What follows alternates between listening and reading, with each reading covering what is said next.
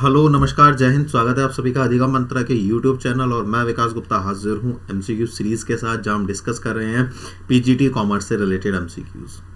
तो ये एमसीक्यूज जो है वो आपके जो एग्ज़ाम्स हैं, जैसे आपका एस्टेट आने वाला है और जो आपका एमपी वर्ग 1 आने वाला है और एचपीएससी की डेट्स आने वाली हैं, तो उनके लिए ये बहुत ज़्यादा रिलेवेंट हैं और उनमें ये टॉपिक्स भी इंक्लूडेड हैं। तो दो चीज़ें हैं जो बच्चे आज पहली बार चैनल के साथ जुड़ रहे हैं, मैं उनको दो तीन चीज़ें क्लियर कर देता हूँ। पहली चीज़ तो ये है कि ये जो आपके मैक्सिमम सिलेबस है, तो आप जब प्लेलिस्ट देखेंगे चैनल की, तो वहाँ पर आपको एक एमसीक्यू का सेक्शन मिलेगा, प्लेलिस्ट मिलेगी। तो वहाँ पर बहुत सारे जो एमसीक्यूज़ हैं वो मैंने डाले हुए हैं। पहली चीज़ तो ये है। दूसरी बात ये है कि टेलीग्राम के नीचे लिंक दिया हुआ है, तो जब आप वहाँ पर ग्रुप ज्वाइन करेंगे तो उस ग्रुप पे आपको काफ़ी सारे जो एमसीक्यूज़ हैं, मतलब स्क्रॉल करना पड़ेगा आपको पीछे की तरफ से, तो वहाँ पर आपको बहुत सारे एमसीक्यूज़ मिल जाएंगे, है ना। तीसरी बात यह है कि अब जो हम रिसेंट में एमसीक्यूज़ कर रहे हैं वो हमने आज से पहले नहीं किए हैं, है ना, क्योंकि किसी भी चीज़ को रिपीटेडली करना इज़ नॉट बेनिफिशियरी। तो कुछ हमेशा क्या करते रहना चाहिए, नया करते रहना चाहिए, है ना। तो आपके लिए क्या है कि भाई अगर हमें एग्ज़ाम निकालना है तो एक मेंटेलिटी ये होनी चाहिए कि मैक्सिमम जितनी भी चीज़ें हैं वो सारी रिसोर्सेज हैं उनका प्रॉपर यूटिलाइजेशन हम लोग कर लें, है ना। भाई जब आप किसी भी बिजनेस को रन करते हो तो सबसे मेन चीज़ क्या होती है कि हमारे पास क्या रिसोर्सेज अवेलेबल हैं और हम उनका प्रॉपर यूटिलाइजेशन कर रहे हैं या नहीं कर रहे हैं। तो जो रिसोर्सेज हमारे पास अवेलेबल हैं आप उनका पहले तो प्रॉपर यूटिलाइजेशन कर लीजिए। जैसे ही आपकी डेट अनाउंस होगी तो कुछ ऐसी सीरीज और ऐसे क्वेश्चंस जो जिन पर काम चल रहा है वो लेकर के आए जाएंगे ताकि आपको एग्ज़ाम्स में वो हेल्प कर सकें। लेकिन सिर्फ ये मान लेना कि वही क्वेश्चंस एग्ज़ाम्स में हेल्प करेंगे इज़ नॉट ओके, कि भाई सर आपने तो कहा था कि मैं कुछ ऐसे क्वेश्चंस लेकर के आऊँगा जो आपको एग्ज़ाम्स में बहुत ज़्यादा हेल्प करने वाले हैं, लेकिन ऐसा तो नहीं हुआ। तो उसका एडवांटेज कब मिलेगा? उसका एडवांटेज तब मिलेगा जब आप प्रीवियस की जितनी भी एमसीक्यू सीरीज़ हैं आप उनको देख लेंगे, प्लस करंट में जो चल रहा है आप उसको कर लेंगे। कुल मिलाकर के मेहनत ज़बरदस्त करनी पड़ेगी अगर आपको ज़बरदस्त रिजल्ट चाहिए तो। क्योंकि एमपी टेट वर्ग 1 जो है ना, उसका एग्ज़ाम लगभग 1 तारीख को होने वाला है और जो एस्टेट है उसका एग्ज़ाम लगभग 6 तारीख को होने वाला है। तो ज़्यादा कोई डिफ्रेंशिएशन डेट्स में है नहीं, नियर बाय ही हैं, है ना। और आज आपकी 22 तारीख हो ही गई है, तो इसीलिए ये है कि जितना ज़्यादा मैक्सिमम आप कर लेंगे उतना आपके लिए बेनिफिशियरी हो जाएगा। क्लियर है?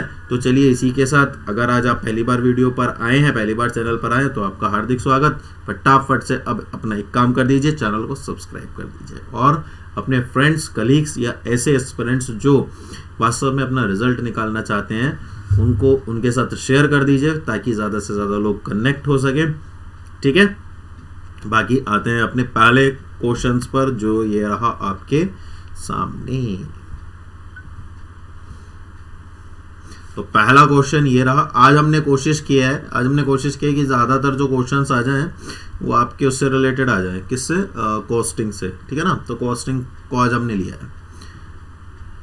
एलिमेंट ऑफ कॉस्ट आर, लागत के कौन कौन से तत्व हैं? सामग्री, श्रम, व्यय या उपरोक्त सभी। तो इसका तो बहुत कॉमन सा आंसर है और आपको पता भी होगा, ऑल ऑफ द अबव। ठीक है, इसमें कोई समझाने वाली ऐसी बात ही नहीं है। तो कॉस्ट में क्या क्या चीज़ें इंक्लूड होती हैं? सामग्री, श्रम और व्यय, मटेरियल, लेबर और एक्सपेंसेस। ठीक, यहाँ पर जो व्यय एक्सपेंसेस हैं वो डायरेक्ट हैं, ये भी ध्यान में रखने वाली बात है। नेक्स्ट,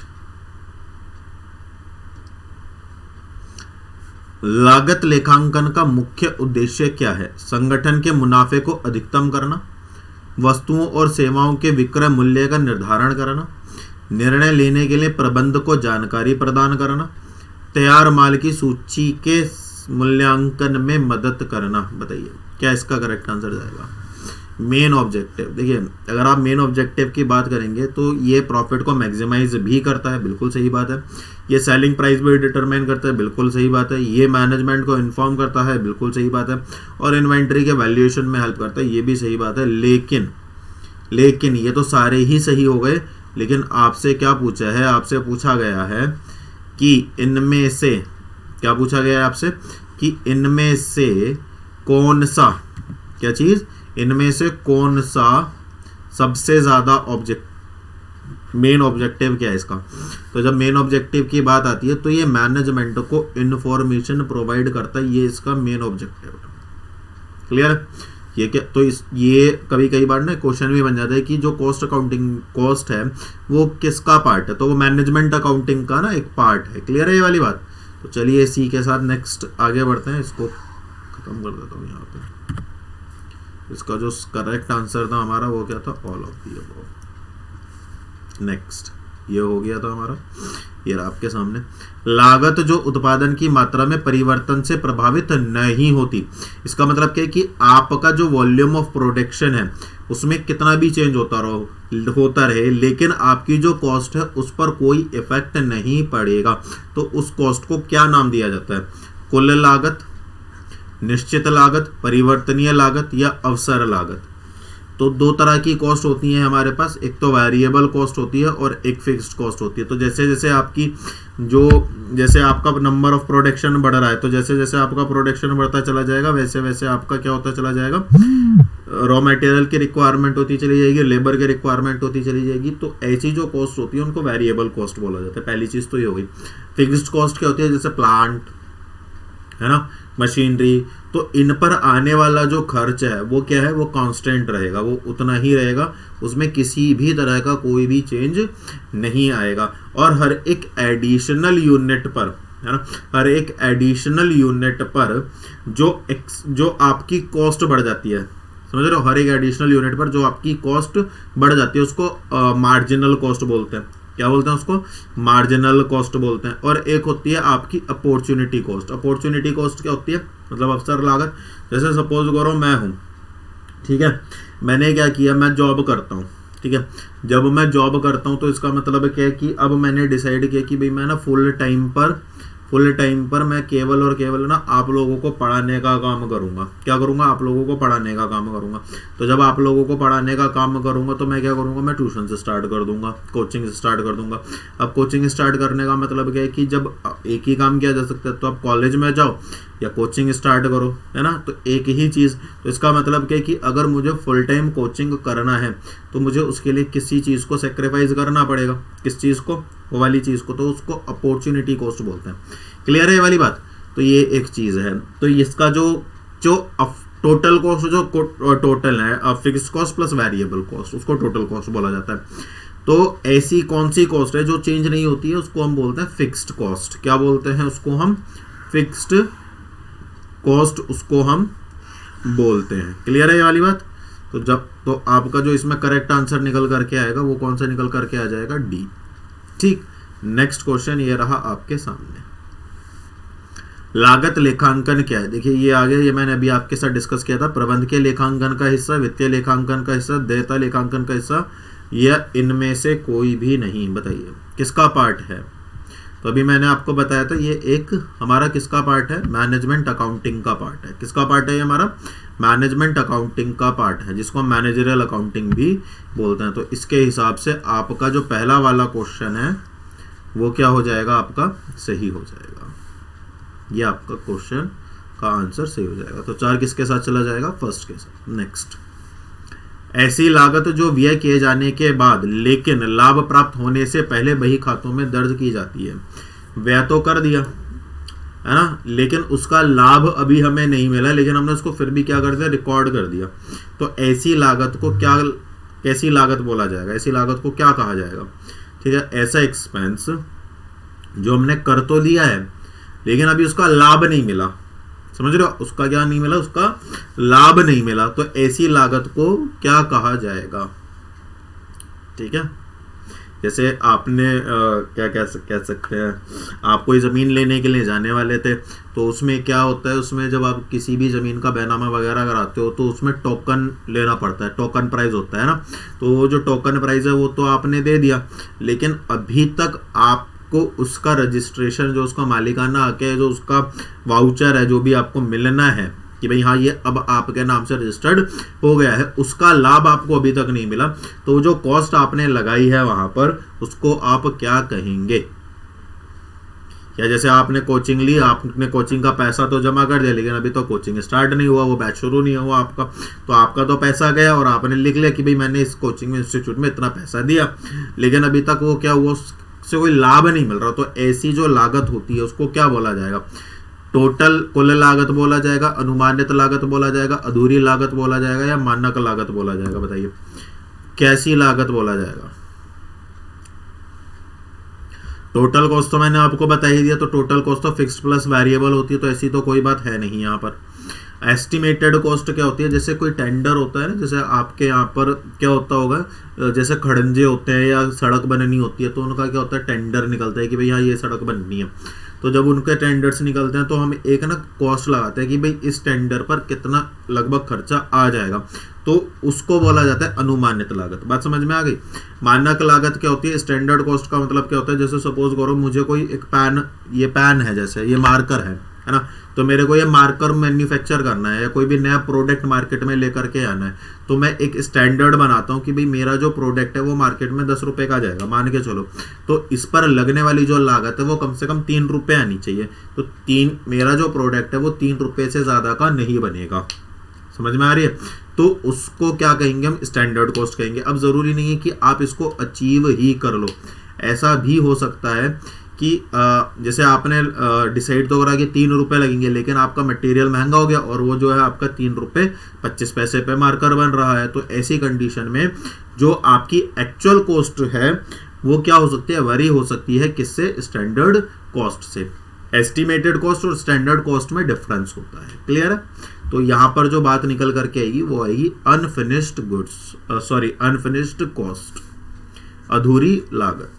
ठीक है, जो आपने खर्च कर लिया लेकिन अभी तक उसका आपको सेटिस्फेक्शन नहीं मिला है। नेक्स्ट, लागत लेखांकन कहां से उत्पन्न हुआ? वित्तीय लेखांकन की कमियों को दूर करने के लिए, प्रबंध के लेखांकन की कमियों को दूर करने के लिए, मानक लागत की कमी को दूर करने के लिए, इनमें से कोई नहीं। देखिए, जो आपके वित्तीय लेखांकन होता है, जो फाइनेंशियल अकाउंटिंग होती है, उसकी जो कुछ कमियां हैं उनको पूरा करने के लिए, उनको दूर करने के लिए कॉस्ट अकाउंटिंग का ओरिजिनेशन हुआ। तो इसलिए इसका जो करेक्ट आंसर जाएगा वो कौन सा जाएगा? ए जाएगा। क्लियर है?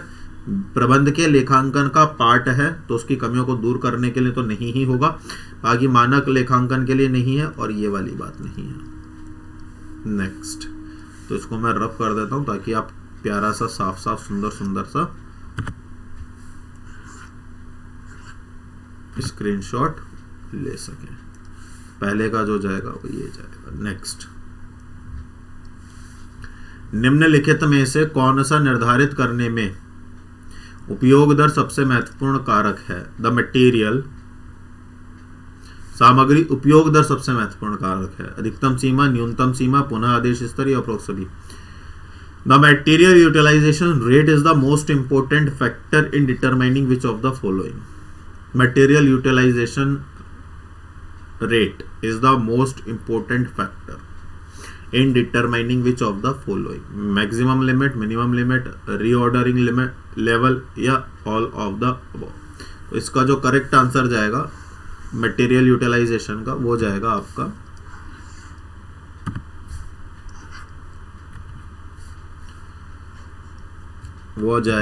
कौन सा? All of the above. ठीक है, तो निम्नलिखित में से अधिकतम सीमा, न्यूनतम सीमा, पुनः आदेश दर सभी सामग्री उपयोग दर को निर्धारित करने में महत्वपूर्ण कारक हैं। क्लियर है ये वाली बात? नेक्स्ट, तो नेक्स्ट ये रहा आपका अवधि लागत का अर्थ है।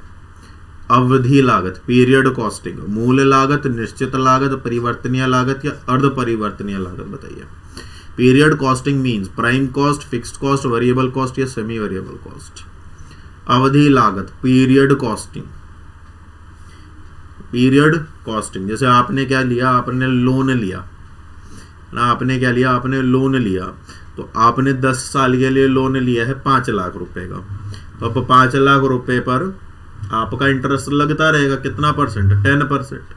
तो इसका मतलब यह कोई पर्सन है, चलो उसको और इजी वे में लगता है कि आपने किसी पर्सन को हायर किया। ठीक, अब जब आपने किसी पर्सन को हायर किया तो आप उसको पर मंथ सैलरी दोगे। तो जो आप उसको पर मंथ सैलरी दोगे तो वो जो सैलरी होगी क्या वो फ्लक्चुएट होगी कि भाई इस महीने आपको 10,000, अगले महीने 12,000, नेक्स्ट डे 15,000, नेक्स्ट मंथ? नहीं, सैलरी क्या होगी भाई? 20,000 है तो 20,000 ही आपको हर महीने मिलेगी, है ना? तो ये क्या है? ऐसी लागत क्या है? फिक्स्ड है, निश्चित है। तो ऐसी लागत को स्थिर लागत या निश्चित लागत भी कहा जाता है। क्लियर हो गई ये वाली बात?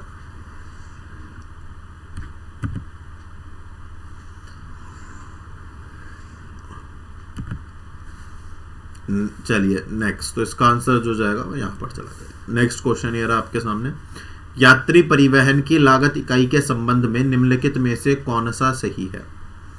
प्रति यात्री, प्रति kilometre. Which of the following is correct in regard to the cost unit of a passenger transport? अब आप एक बात बताइए, आप गाड़ी चला रहे हो, हाँ, आप गाड़ी चला रहे हो, तो आप गाड़ी चलाते हैं, आपकी टैक्सी है, या आप समझ लो आपका टैक्सी का बिजनेस है, चलो टैक्सी वाले मत बनो, टैक्सी का बिजनेस कर लो, सपोज करो आपने ओला उबर से भी बड़ी एक कंपनी खड़ी कर दी। अब आप मुझे एक बात ये बताइए कि आप जो पैसेंजर, जो आप कैब चला रहे हैं या चलवा रहे हैं, आप उसमें पर पैसेंजर से पैसा लेंगे या पर किलोमीटर के हिसाब से पैसा लेंगे? जैसे मैं आपकी गाड़ी में बैठा तो आप क्या कहोगे कि सर पर पैसेंजर हमारा 500 रुपया है, तो इसका मतलब तो यह है कि मैं आपको केवल 500 रुपये दे करके पूरा भारत घूम सकता हूं। या आप मेरे से कहोगे कि सर पर किलोमीटर के हिसाब से हम चार्ज करते हैं, कि अगर आप 1 किलोमीटर चलोगे तो 20 रुपये लेंगे, 2 चलोगे तो 40 रुपये लेंगे, तो 20 रुपये 1 किलोमीटर का है। अब आप कितनी भी गाड़ी चलवा लो, आपकी उससे 20 से मल्टीप्लाई हम कर देंगे। अब आप मुझे बताइए कि दोनों में से आप किसके साथ जाएंगे? तो निश्चित रूप से आप दूसरे के साथ ही जाने वाले हो, तो इसका जो बेटा करेक्ट आंसर जाएगा वो बी जाएगा। क्लियर है? नेक्स्ट आगे बढ़ते हैं। ये जितने भी क्वेश्चंस हैं ये सारे के सारे प्रीवियस ईयर्स में आए हुए क्वेश्चंस हैं, ठीक है, कहीं ना कहीं किसी ना किसी एग्जाम्स में प्रीवियस ईयर्स में आए हुए हैं, ठीक है। EOQ बड़ा इंपॉर्टेंट है, कई बार इसकी फुल फॉर्म भी पूछ लेता है, कई बार इसका न्यूमेरिकल भी आ जाता है, कई बार इसका फॉर्मूला भी पूछ लेता है। तो EOQ मतलब प्रायोरिटी पर रखिएगा थोड़ा, है ना। नेक्स्ट चलिए, आर्थिक आदेश मात्रा क्या है? एक आदेश की लागत, स्टॉक की लागत, पुनः आदेश स्तर या इष्टतम आदेश आकार। और cost of an order, cost of stock, reorder level या ऑप्टिमम ऑर्डर साइज। तो ऑर्डर भाई भाई इन दोनों को मैच कर दो, जहां पर ये मिल जाए इनको कर देना सही। बहुत सिंपल कहानी है सर इसकी। तो आगे बढ़ते हैं, निश्चित लागत प्लस लाभ या माइनस हानि, समझ गए? फिक्स्ड कॉस्ट प्लस प्रॉफिट, दूसरा फिक्स्ड कॉस्ट माइनस लॉस। किसका फॉर्मूला है? वेरिएबल कॉस्ट का, परिवर्तनीय लागत का, सीमांत लागत का, कंट्रीब्यूशन का, सुरक्षा का मार्जिन या ब्रेक इवन पॉइंट? बताइए किसका फॉर्मूला है? तो ये फॉर्मूला जो है ये आपका फॉर्मूला है किसका? कंट्रीब्यूशन का। किसका फॉर्मूला है? ये आपका कंट्रीब्यूशन का फॉर्मूला है। क्लियर है ये वाली बात? क्लियर है? चलिए आगे बढ़ते हैं नेक्स्ट क्वेश्चन की ओर। और नेक्स्ट क्वेश्चन ये रहा आपके सामने। तो मैं इसमें एक क्वेश्चन है, ठीक है, ये क्वेश्चन आप देखिए, इसको सॉल्व कीजिए। यदि मशीन के घंटे 8000 हैं और प्रति मशीन घंटे फैक्ट्री ओवरहेड अब्जॉर्प्शन दर 8 रुपये है ना, ठीक है, तो अवशोषित फैक्ट्री ओवरहेड्स क्या होंगे, है ना। तो कुल मिला करके कहानी ये है कि अगर मशीन आवर 8000 है, फैक्ट्री ओवरहेड जो है अब्जॉर्प्शन रेट पर मशीन आवर 8 रुपये है, मतलब जो मशीन चल रही है वो 8000 चल रही है और पर आवर वो कितना चार्ज कर रहा है? 8 रुपये चार्ज कर रहा है। तो फैक्ट्री ओवरहेड कितने होंगे? तो बहुत सीधी सी बात है सर, अगर 8000 रुपये चल रहे हैं, सॉरी 8000 घंटे चल रही है और 1 घंटे का 8 रुपया है, तो 8000 घंटे का कितना होगा? 64,000 रुपया होगा। कितना होगा? 64,000, 64,000। यही आपका करेक्ट आंसर बन जाएगा। बताइए कोई दिक्कत यहाँ पे? एक आध क्वेश्चन आपको भी करने के लिए दूंगा मैं, चिंता मत करो। यदि कुल लागत 260 रुपये है और कुल परिवर्तनीय लागत 60 रुपये है, बहुत सुंदर। फिक्स्ड कॉस्ट दे रखी है आपको 260 रुपये और वेरिएबल कॉस्ट दे रखी, नहीं फिक्स्ड कॉस्ट नहीं, टोटल कॉस्ट दे रखी, सॉरी मैं गलत लिख किया। टोटल कॉस्ट दे रखी है 260 रुपये, वेरिएबल कॉस्ट दे रखी है 60 रुपये। तो कुल निश्चित लागत क्या होगी? फिक्स्ड कॉस्ट कितनी होगी? देखिए मैंने आपको फिक्स्ड कॉस्ट का फॉर्मूला बताया था, टोटल कॉस्ट का मैंने आपको फॉर्मूला बता रखा है। तो टोटल कॉस्ट का जो फॉर्मूला है वो है fixed cost plus variable cost. तो अगर फिक्स्ड कॉस्ट आप इधर ले आओगे तो आपका फॉर्मूला बन जाएगा total cost minus variable cost. तो टोटल कॉस्ट कितना दिया हुआ है 260 माइनस 60 इज इक्वल टू 200। तो अब चाहे आप 100 इकाइयों पर उत्पादन कर लो, चाहे 200 पर कर लो, चाहे 10,000 पर कर लो, चाहे 50,000 पर कर लो, चाहे 1 पर कर लो, आपकी जो फिक्स्ड कॉस्ट है उसमें कोई भी चेंज नहीं आएगा। तो आपकी जो फिक्स्ड कॉस्ट है वो 200 रुपये ही रहेगी। पहली चीज तो ये हो गई। इसमें दूसरी बात ये ध्यान रखने वाली है कि जो शॉर्ट टर्म पीरियड होते हैं उनमें आपकी फिक्स्ड कॉस्ट में कोई चेंज नहीं होता है, लेकिन जो आपके लॉन्ग टर्म पीरियड्स हैं जैसे 20 साल, 25 साल, 30 साल, उसमें सारे ही, उसमें कोई भी फिक्स्ड पीरियड नहीं होता है, फिक्स्ड कॉस्ट नहीं होता है, उसमें सब कुछ वेरिएबल होता है। क्यों? क्योंकि 20 साल 15 साल बाद तो आप मशीनरी भी चेंज कर देंगे। तो जो फिक्स्ड कॉस्ट है वो भी किस में कन्वर्ट हो जाएगा? वेरिएबल में कन्वर्ट हो जाएगा। ये एक ऑप्शनल वाली बात है कि अगर आपको ईयर्स दिए हुए हैं तो वो वाला केस है, बाकी तो जनरली इन जनरल आपको मान करके चलना है फिक्स्ड कॉस्ट और वेरिएबल कॉस्ट अपने हिसाब से। क्लियर है? नेक्स्ट, तो इसका आंसर क्या था बेटा?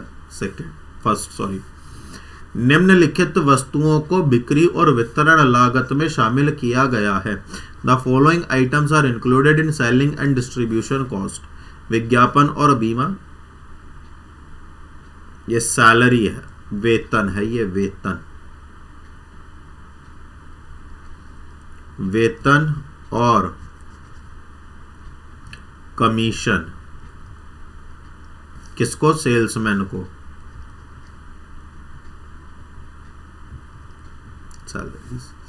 डिलीवरी वैन का रख रखाव, बीमा, माल भाड़ा, निर्यात आदि की लागत बताइए। इनमें से कौन सा सेलिंग एंड डिस्ट्रीब्यूशन कॉस्ट में शामिल होता है?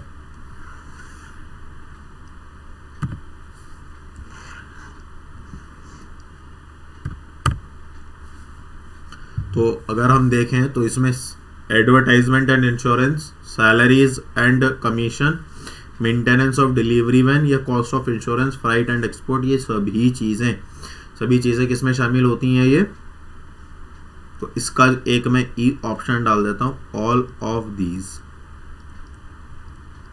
ठीक है ना? All of these. ठीक है, चलिए नेक्स्ट। ये क्वेश्चन इसलिए इस तरह से डाल दिए गए हैं ताकि आपको पता रहे कि भाई ये जो है ये चीज़ें इसमें शामिल होती हैं। जैसे अगर मैं डाल देता कि भाई इनमें से सेलिंग एंड डिस्ट्रीब्यूशन कॉस्ट को फाइंड कीजिए, तो आपको केवल एक ही चीज़ पता चल पाती है ना। तो अब आपको क्या पता चल गया? आपको पांच चीज़ें पता चल गई कि भाई एडवर्टाइजमेंट एंड इंश्योरेंस भी जाता है, सैलरीज भी जाता है, कमीशन भी जाता है सेल्समैन का, मेंटेनेंस ऑफ डिलीवरी वैन भी जाता है, और cost of insurance, freight and export भी जाता है। क्लियर है? Next, factory overheads.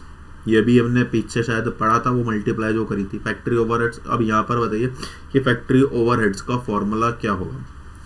फैक्ट्री लागत माइनस प्राइम कॉस्ट, फैक्ट्री लागत प्लस प्राइम कॉस्ट, मूल लागत प्लस प्रत्यक्ष लागत, फैक्ट्री लागत प्लस प्रत्यक्ष लागत बताइए। तो सीधा सीधा सा फॉर्मूला है factory cost minus prime cost. Factory cost में से आप जो प्राइम कॉस्ट है उसको जब माइनस कर देंगे तो आपके फैक्ट्री ओवरहेड्स आ जाएंगे। क्लियर है? नेक्स्ट, रोवन प्रीमियम योजना में सुधार, रोवन प्रीमियम प्लान रिफॉर्म्ड। तो उसके लिए अब आपको ये जान लेना जरूरी है कि ये जो विधियां हैं या योजनाएं हैं ये हैं क्या चीजें, है ना। अगर आप देखिए टेलर और डिफरेंशियल मेथड, ये दोनों तो एक ही हैं, टेलर ने ही इसको दिया है तो इसको तो आप एक ही मान के चलो। दूसरा ये रहा और तीसरे योजना ये रही। ठीक है, तो इसके बारे में पढ़ लेंगे अभी हम। बाकी तो इसका एक करेक्ट आंसर देख लेते हैं कि क्या इसका करेक्ट आंसर रहने वाला है। ठीक है, तो इसका जो करेक्ट आंसर जाएगा वो जाएगा हसलेज इंटरेस्ट मेथड, हसले का रुचि विधि। ठीक है, यही इसका जो होगा। रोवन जो है हसले से है। ठीक है, रोवन प्रीमियम प्लान। ठीक है, अब यहाँ पर ये आपके लिए है।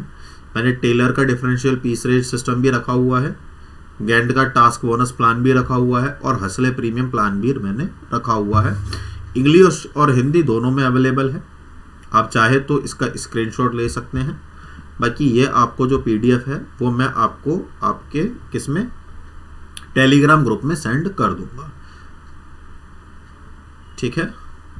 और यहाँ से आप स्क्रीनशॉट ले सकते हैं। मैं हट गया हूँ, ये पूरा स्क्रीन पर आ ही रहा है। अब मैं वापस आ जाता हूँ।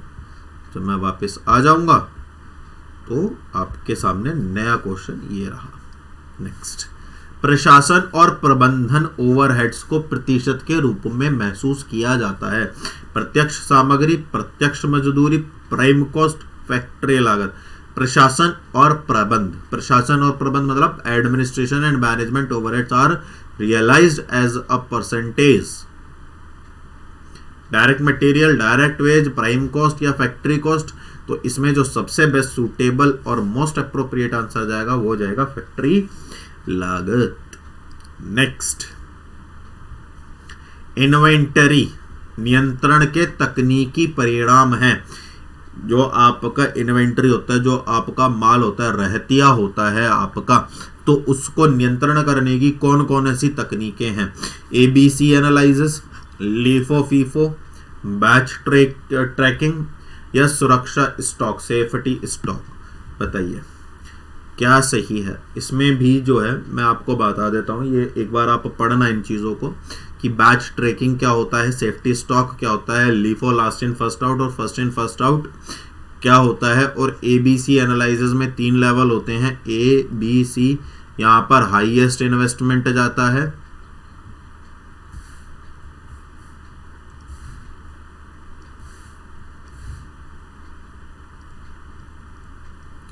यहाँ पर मॉडरेट जाता है और यहाँ पर स्मॉल जाता है। तो इस तरह से इनकी कैटेगरीज हैं, ABC लेवल पर बने हुए हैं, 3 लेवल हैं इसके। बाकी लीफो और फीफो का यूज़ जो है वो महंगाई और जैसे चीज़ें महंगी हैं तो फीफो का मेथड यूज़ किया जाएगा, है ना। और अगर चीज़ें सस्ती हैं तो लीफो का यूज़ किया जाएगा। बाकी बैच ट्रैकिंग है और सेफ्टी स्टॉक है।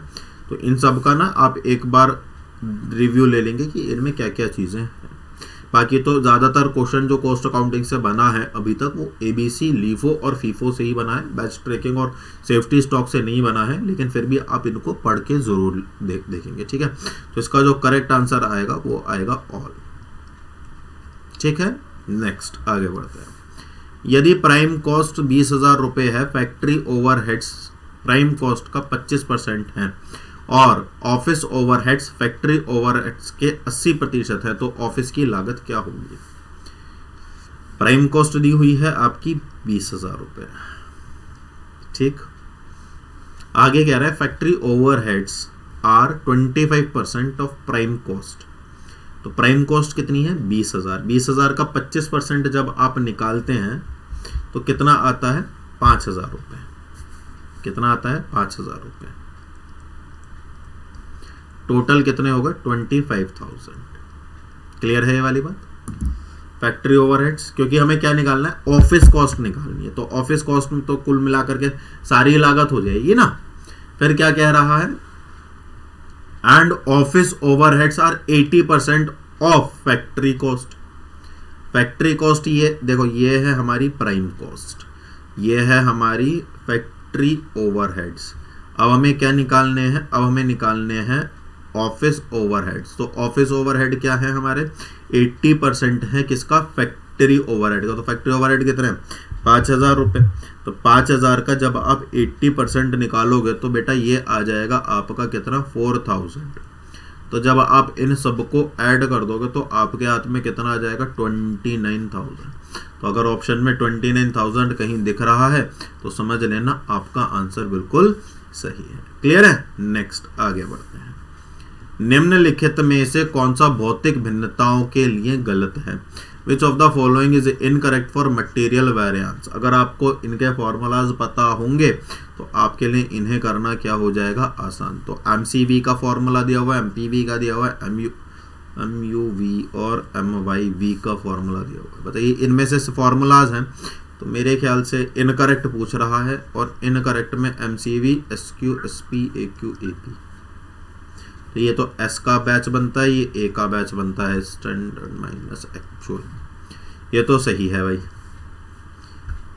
S minus A, A, A, A, ये एस आएगा यहाँ पे, यही वाला सही जाएगा। बाकी इनके जो फॉर्मूले हैं वो मैंने आपको यहाँ पर दे दिए हैं, ये रहे, ताकि आपको किसी भी प्रकार की समस्या का सामना ना करना पड़े। हिंदी में भी हैं और इंग्लिश में भी हैं। प्रायोरिटी इंग्लिश को दीजिएगा। हिंदी में हो सकता है कि उनको ट्रांसलेट करते समय किसी प्रकार की कोई दुविधा कह रहा हूँ, किसी भी प्रकार की कोई समस्या हो सकती है, तो इंग्लिश को प्रायोरिटी दीजिएगा। ये रहा आपके सामने पूरा का पूरा, ठीक है। चलिए बाकी आगे हम आ जाते हैं और नेक्स्ट क्वेश्चन ये रहा आपकी आंखों के सामने, आपकी स्क्रीन पर, आपके नंबर के लिए। लागत व्यवहार को निर्धारित करने के तरीके निम्नलिखित में से कौन से हैं? उच्च और निम्न बिंदु विधि, कम से कम वर्ग प्रतिगमन विधि, लेखांकन या विश्लेषण दृष्टिकोण, गैर parametric Vidhi. Which of the following are the methods of determining cost behavior? Cost behavior को कौन डिटरमाइन करता है?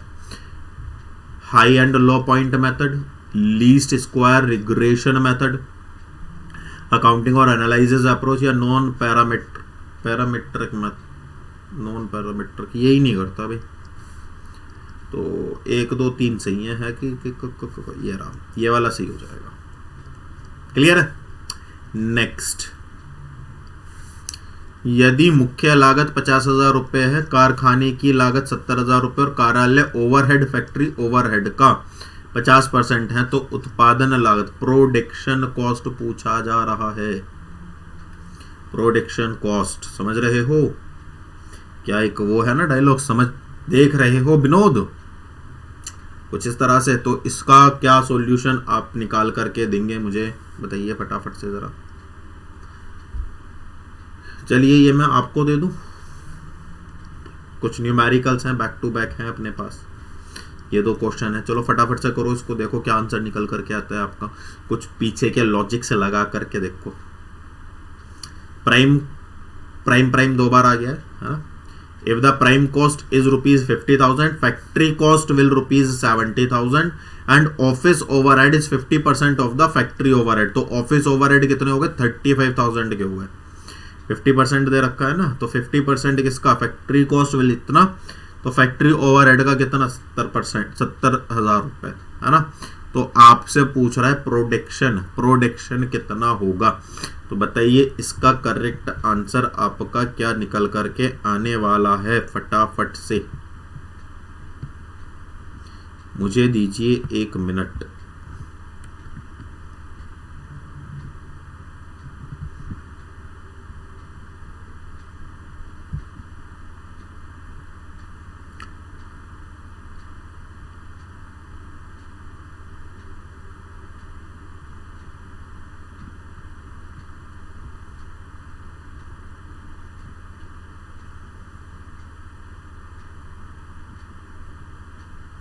चलिए 1 मिनट दीजिए मुझे, इतने आप इसको सॉल्व कीजिए फटाफट से, बाकी फिर मैं करता हूं।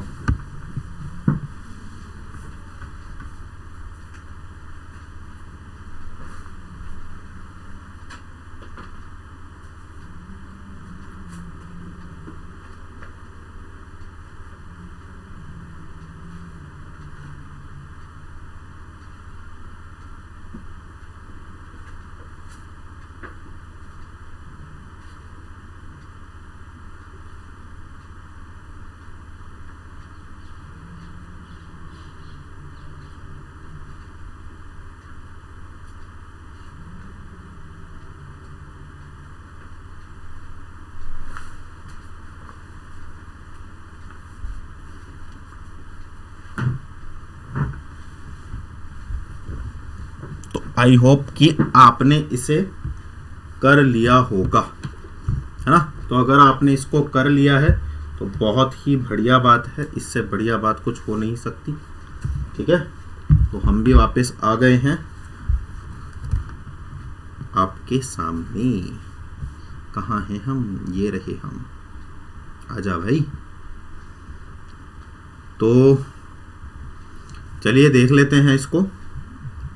तो प्राइम कॉस्ट आपकी दे रखी है 50,000 की, फैक्ट्री कॉस्ट आपकी दे रखी है 70,000 की, और आपके ऑफिस ओवरहेड दे रखे हैं 50%, और आपसे पूछ रहा है production cost.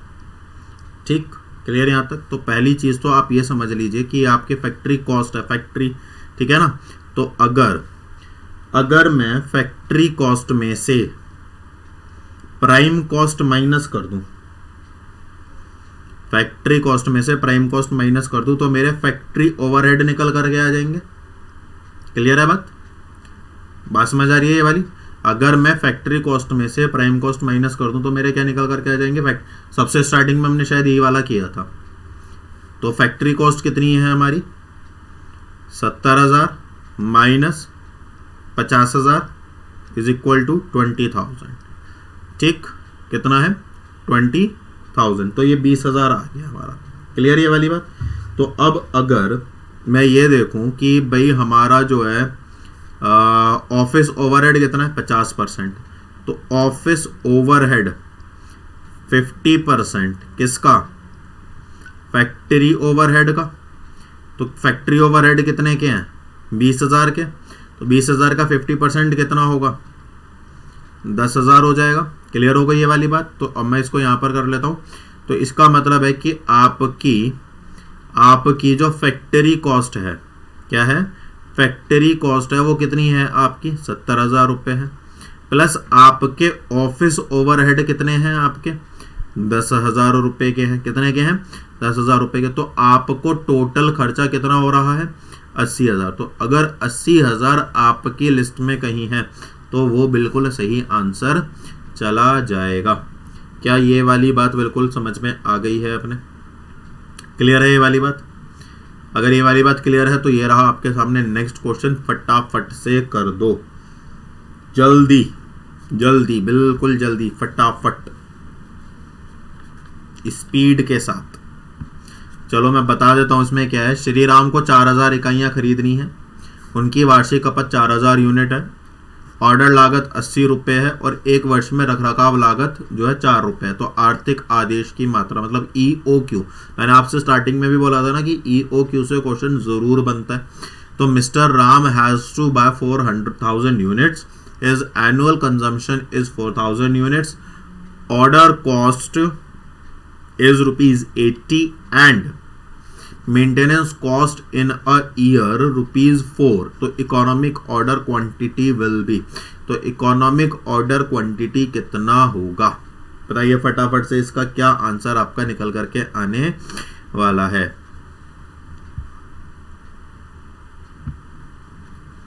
What will be your answer?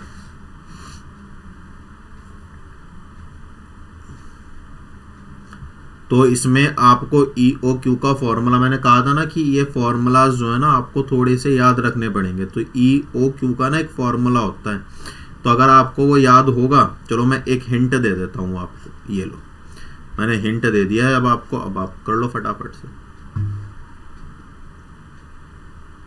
चलो थोड़ा सा टाइम दे दूं आप लोगों को, है ना, ताकि आप कर लो कर लो कर लो कर लो, फटाफट से सोचो, सोल्व करो। और इनके मेरे को आंसर भी बताना जरा, क्या आंसर इसका आया है बताना जरा कमेंट करके। देखते हैं अपना मैच होता है कि नहीं होता। चेंज मत करना, चीटिंग नहीं करनी है बिल्कुल भी।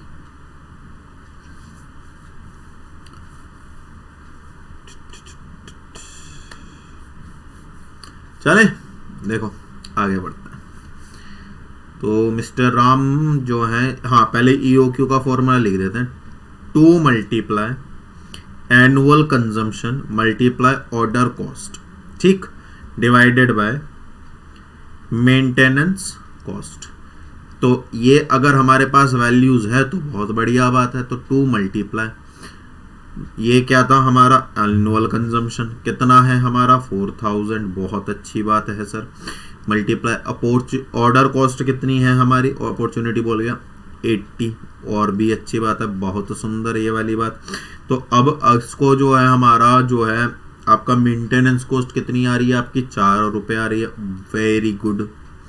तो अगर आप इसको सॉल्व करेंगे तो आपके पास क्या आएगा? 4 8 is 32, 32 2 is 64, 64 को 4 से डिवाइड करोगे तो 16, तो 1,60,000 आ जाएगा।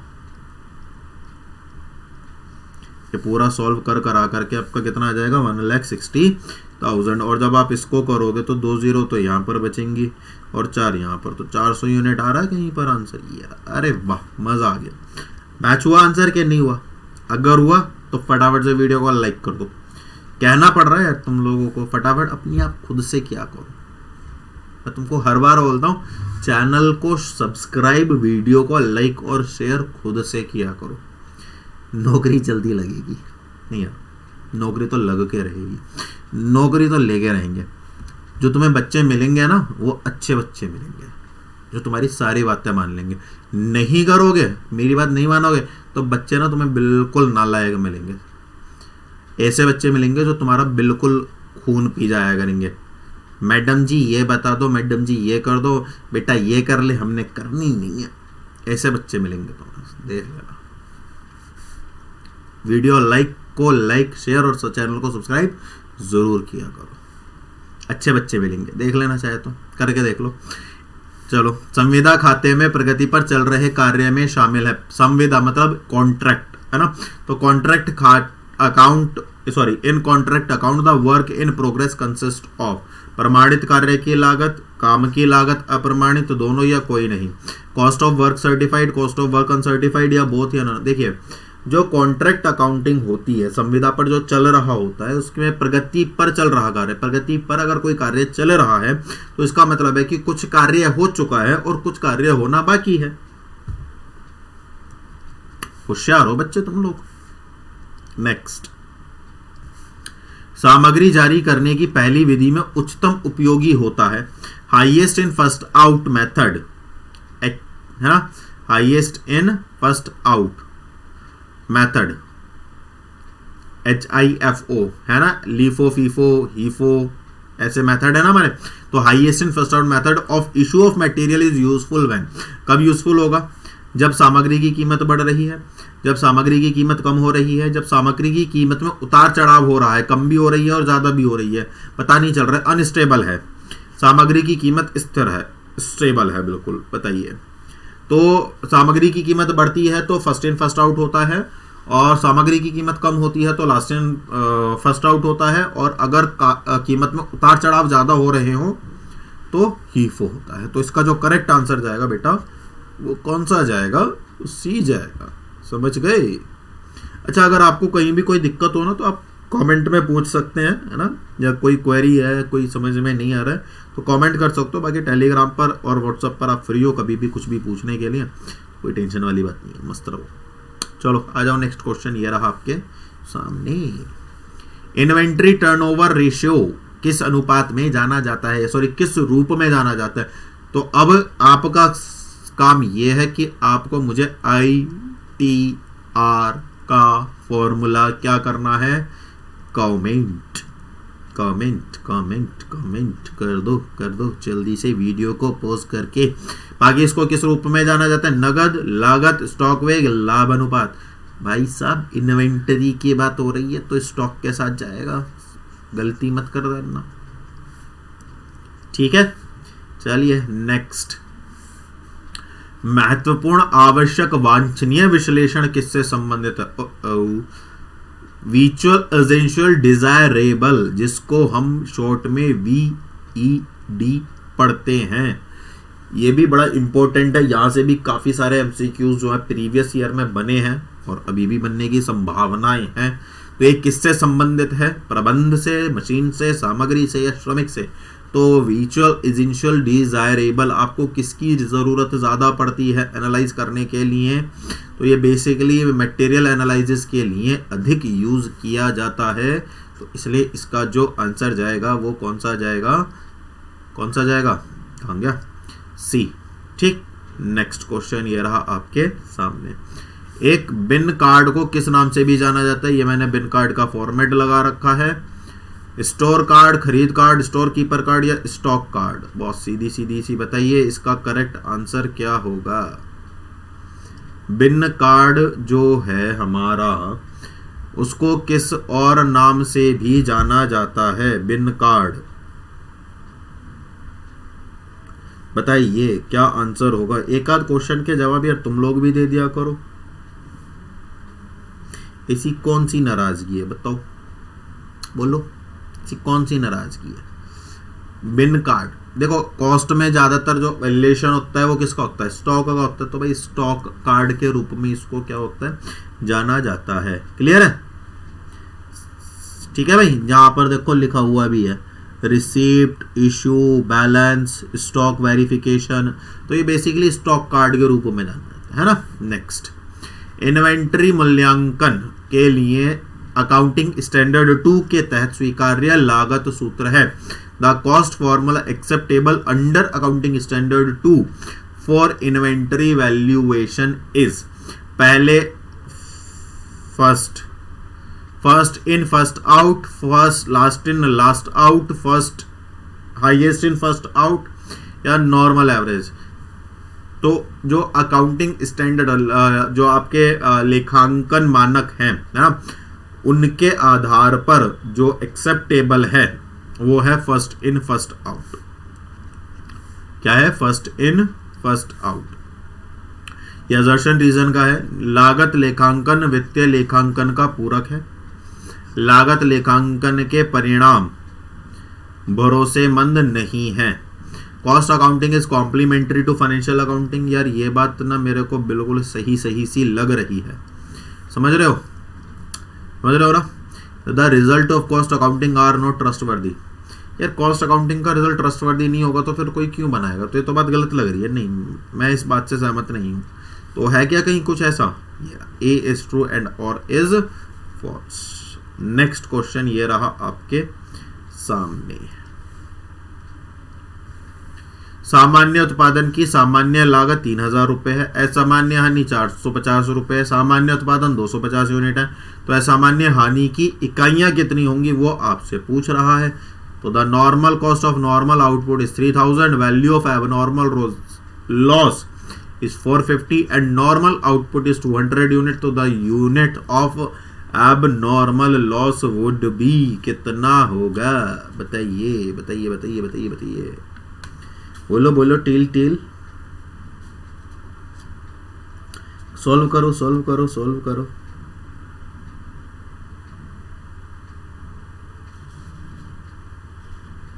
सॉल्व करो सॉल्व करो सॉल्व करो, टाइम दिया जाएगा आपको पूरा। न्यूमेरिकल सॉल्व करने के लिए आपको प्रॉपर टाइम दिया जाएगा भाई।